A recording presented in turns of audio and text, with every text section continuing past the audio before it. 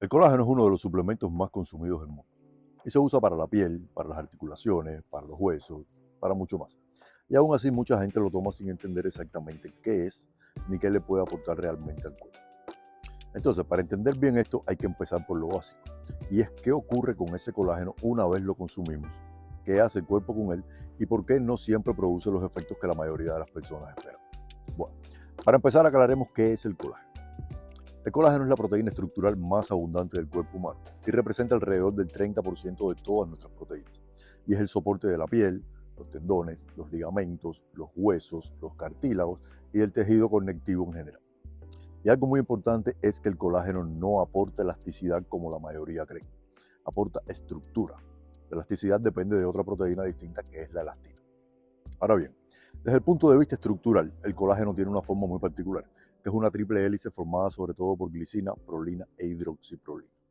Y estos tres son aminoácidos claves para dar estabilidad y resistencia a los tejidos. El problema con esto es que esa misma estructura hace que el colágeno sea una molécula grande.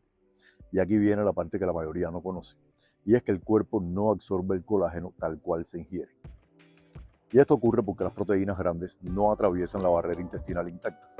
Entonces, como el colágeno tiene un peso molecular elevado, cuando lo consumes lo primero que ocurre es que tiene que fragmentarse durante la digestión. Durante ese proceso digestivo el colágeno se descompone en fragmentos más pequeños, llamados péptidos, que no son más que cadenas cortas de aminoácidos. Y dentro de esos fragmentos los de menor tamaño, que son los dipéptidos y los tripéptidos, son los que se absorben con mayor facilidad y son los que pueden interactuar con las células encargadas de producir colágeno.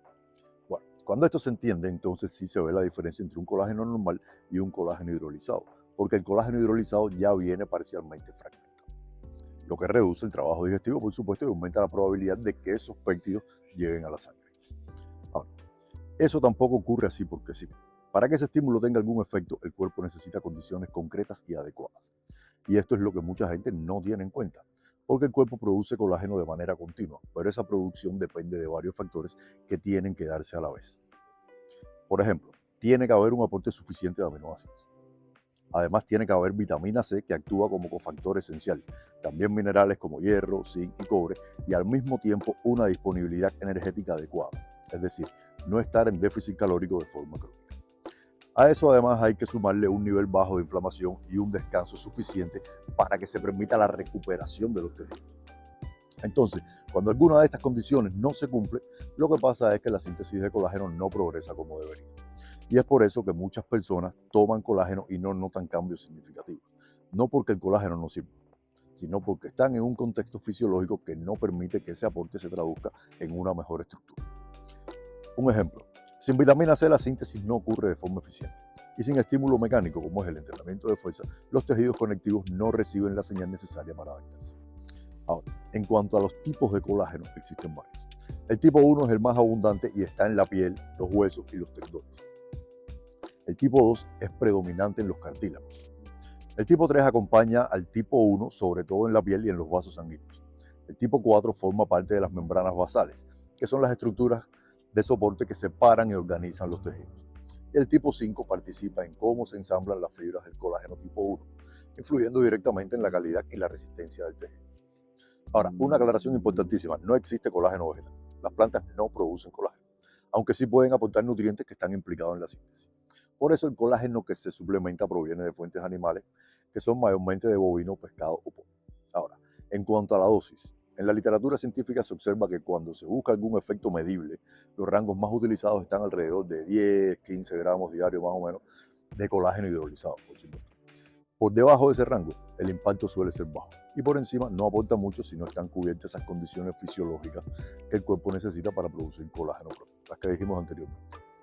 En cuanto a la piel, puede contribuir mucho a mejorar la hidratación y la calidad del tejido. Y en cuanto a las articulaciones, puede asociarse en muchos casos a una reducción del dolor leve.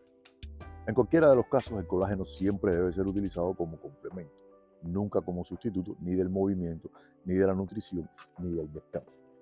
Bueno, para cerrar, la idea general es la siguiente. El colágeno no actúa como un material de reemplazo. Su papel es modulador y depende de que el cuerpo tenga la capacidad real de producir colágeno propio. Y cuando esa capacidad está presente, bueno, pues el aporte de colágeno exógeno puede contribuir de forma relevante. En cambio, cuando no lo está, el margen de mejora es muy limitado. Por eso, antes de centrarte en consumir colágeno, lo importante es entender el mecanismo por el cual puede funcionar.